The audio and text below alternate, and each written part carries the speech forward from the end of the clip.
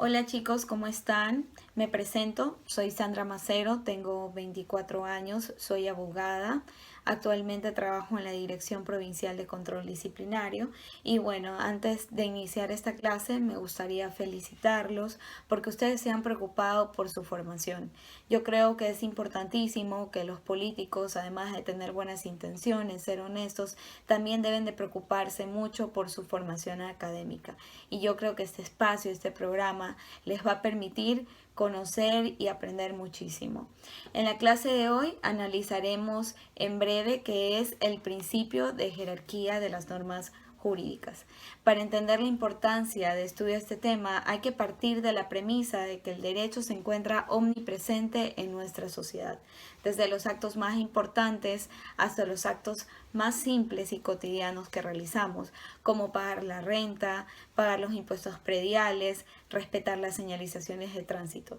Es por esto que el jurista Manuel Atienza estableció que tan juridificadas están nuestras sociedades que lo que en principio parece una alternativa al derecho termina siendo otra forma de derecho.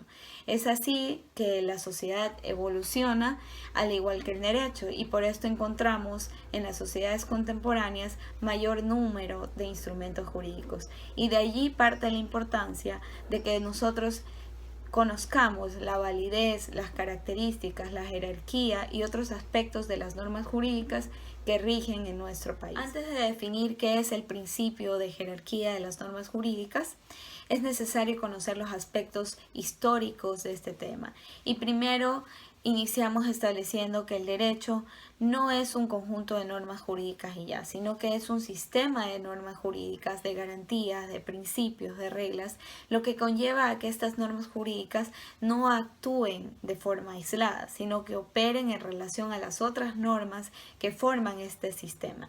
Es decir, que actúen en un sistema interrelacionado en los que debe existir una unidad de propósito. Sin embargo, este criterio no era generalizado. Entonces, uno de los primeros juristas en criticar este estudio del derecho desde las normas individuales fue Hans Kelsen. Kelsen fue uno de los grandes juristas del siglo XX, filósofo político austriaco de origen judío, precursor del normativismo formalista. La concepción de derecho para este jurista está arraigada a la defensa del Estado democrático y se apoya en el relativismo ético. Kelsen fue el creador de la teoría pura del derecho de 1934, que en el plano teórico fue una forma de oponerse a los diversos totalitarismos del siglo XX. En dicha obra, el autor estableció que el derecho es autónomo a consideraciones ideológicas o morales y lo aparta del derecho natural. Además, estudió al ordenamiento jurídico en tres niveles: el epistemológico, el ontológico y el axiológico. En el estudio epistemológico, Kelsen estableció que para que la ciencia jurídica alcanzara el nivel de objetividad era necesario un método propio que le permita diferenciarse de las ciencias naturales. Es por eso que crea categorías conceptuales que le permiten presentarlo como un todo ordenado y sistemático, como la norma fundamental y el ordenamiento jurídico. Y en este punto el autor llega a la conclusión de que toda norma emana de una legalidad anterior, es decir, que una norma es válida si ha sido creada de conformidad con los procedimientos establecidos en una norma de grado superior y así sucesivamente hasta llegar a una norma cuya validez no puede derivarse de otra, que es la llamada norma fundamental, entendida como ese asentamiento de validez del sistema jurídico y es una norma a la que todas las demás regresan. En este sentido, la norma superior determina el procedimiento de creación de la norma inferior y determina su contenido. Esta premisa respalda el esquema jurídico ordenado y jerarquizado que posteriormente fue comparado con una pirámide por el jurista Adolf Merck. llegando así a ser conocida como la pirámide de Kelsen. Esto quiere decir que el ordenamiento jurídico tiene una estructura escalonada. Cada norma depende de otra conforme a su posición en la pirámide de jerarquía. Esta estructura tiene tres características. La primera es esta relación entre la norma superior con la inferior. Segundo, que la norma superior determina la creación del inferior. Y tercero, esta unidad del ordenamiento jurídico. Bueno, ¿qué es el principio de jerarquía normativa? Lo podemos definir como ese principio que organiza las normas jurídicas que tiene un Estado, basado en la prevalencia jerárquica de las normas superiores sobre las inferiores. Este principio divide a las normas en distintos rangos normativos, delimitando la fuerza normativa de cada una de ellas. Para Eduardo Spin, autor de Los principios constitucionales sobre la estructura del ordenamiento, jerarquía normativa, estableció que es un principio estructural esencial para dotar al ordenamiento jurídico de seguridad jurídica. También establece que esta estructura jerarquizada tiene una forma piramidal cuya cúspide es la Constitución, norma suprema que se impone a todas las demás. En este sentido, el tratadista Carlos Santiago Nino, en su obra Introducción al análisis del derecho internacional, se refiere a este principio y lo define como la creación de una norma inferior siempre y cuando hay una superior que lo autoriza y que dicha norma es jerárquicamente superior en cuanto existiendo conflicto normativo entre ellas, prevalece la norma superior sobre la inferior. Ahora bien, ¿qué pasa en el Ecuador? ¿Dónde se encuentra establecido este principio? Dentro de nuestro ordenamiento jurídico, el principio de jerarquía normativa se encuentra establecido en el artículo 425 de la Constitución de la República, el cual establece lo siguiente. El orden jerárquico de aplicación de las normas es el siguiente. La Constitución, los tratados y convenios internacionales, las leyes orgánicas, las leyes ordinarias, las normas regionales y las ordenanzas distritales, los decretos y reglamentos, las ordenanzas, los acuerdos y las resoluciones y los demás actos y decisiones de los poderes públicos. En caso de conflicto entre normas de distinta jerarquía, la Corte Constitucional, las juezas y jueces, autoridades administrativas y servidoras y servidores públicos lo resolverán mediante la aplicación de la norma jerárquica superior. Así también encontramos en el artículo 424 de la norma suprema que la Constitución, valga la redundancia, es la norma suprema que prevalece sobre cualquier otra del ordenamiento jurídico. Es por esta razón que la Constitución del Ecuador tiene un papel fundamental en la estructura jerarquizada en nuestro ordenamiento jurídico. Es así que la misma se encuentra en la cúspide de la pirámide, tal como lo podemos observar en este cuadro.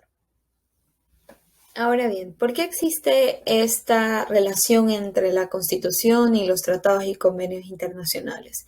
Bueno, para entender mejor este tema hay que referirnos al artículo 417 de la Constitución de la República, el cual establece que los tratados internacionales ratificados por el Ecuador se sujetarán a lo establecido en la Constitución y también establece que en los casos de tratados y otros instrumentos internacionales de derechos humanos se aplicarán los principios pro ser humano. Bueno, como ya vimos en el artículo 425, la Constitución es la norma suprema y luego vienen los tratados y convenios internacionales. Sin embargo, los tratados internacionales que consagren derechos humanos podrán ser superiores a la Constitución solo cuando el reconocimiento de estos derechos sean más favorables que el contenido del derecho interno, ¿verdad?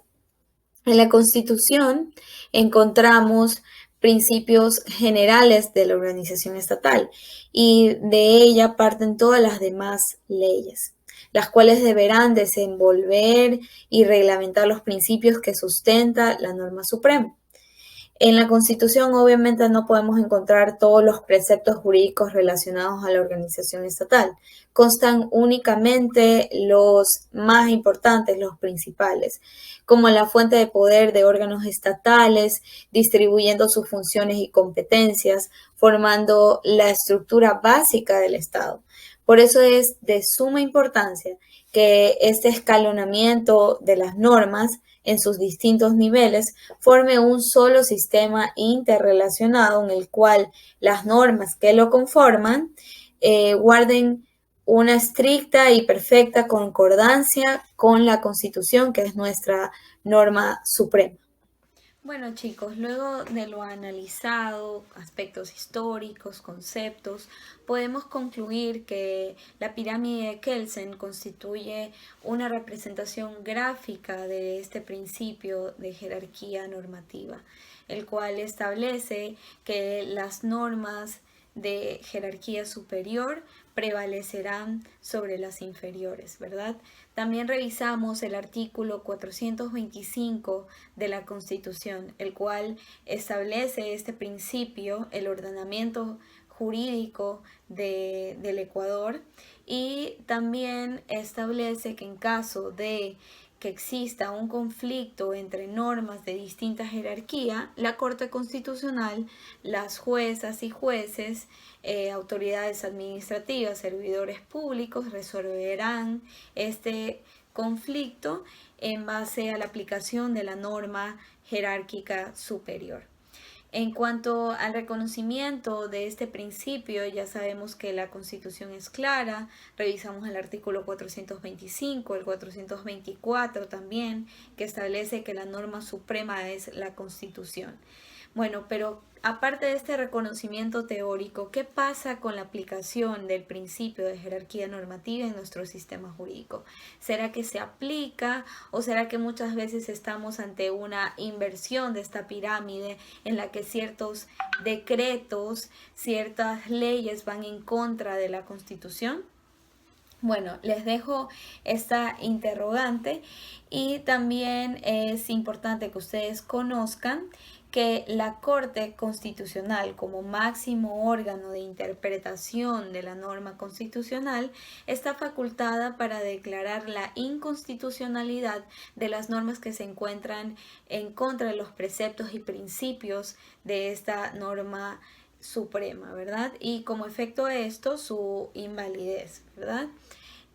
También, bueno, ustedes se preguntarán qué pasa, ¿quién regula esta unidad y coherencia en el ordenamiento jurídico?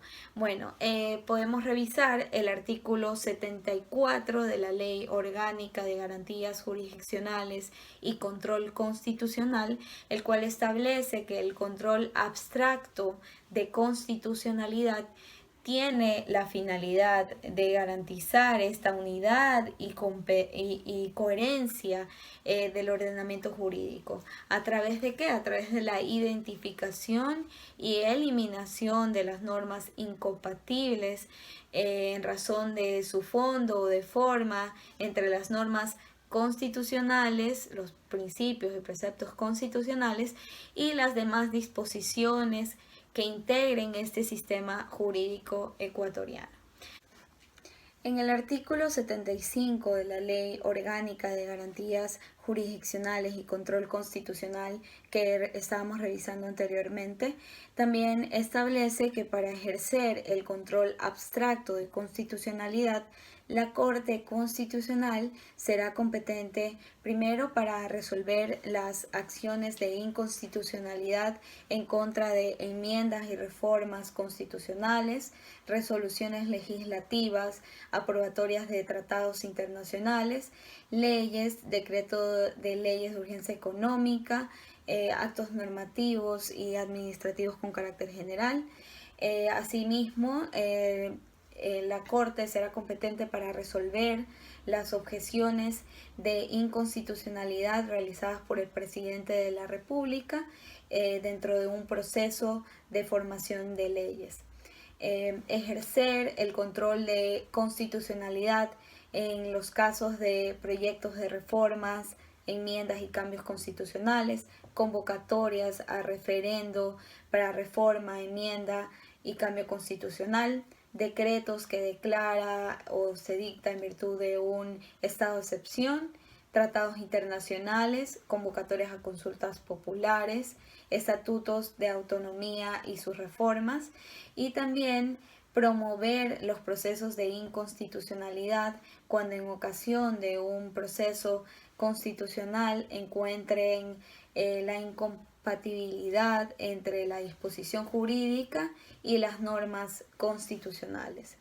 En este punto es necesario establecer que la Corte puede aceptar acciones de inconstitucionalidad propuestas y una vez que las declara porque no guardan estas normas armonía con las disposiciones, principios y preceptos constitucionales, la Corte inmediatamente las declara inconstitucional y estas normas o artículos no forman parte más del ordenamiento jurídico del país a partir de esa declaración. Es por esto que me parece importante que ustedes conozcan más de este tema y como tarea necesito que ustedes realicen un ensayo en el que establezcan aspectos históricos, conceptuales de la acción pública de inconstitucionalidad y también encuentren una sentencia de la Corte Constitucional en la que haya declarado la inconstitucionalidad de alguna norma que no esté en armonía con las disposiciones de nuestra norma suprema. Dicho esto, me despido. Espero que disfruten y aprovechen mucho las clases impartidas en el programa intensivo de formación política y cuídense mucho. Chao. Un abrazo.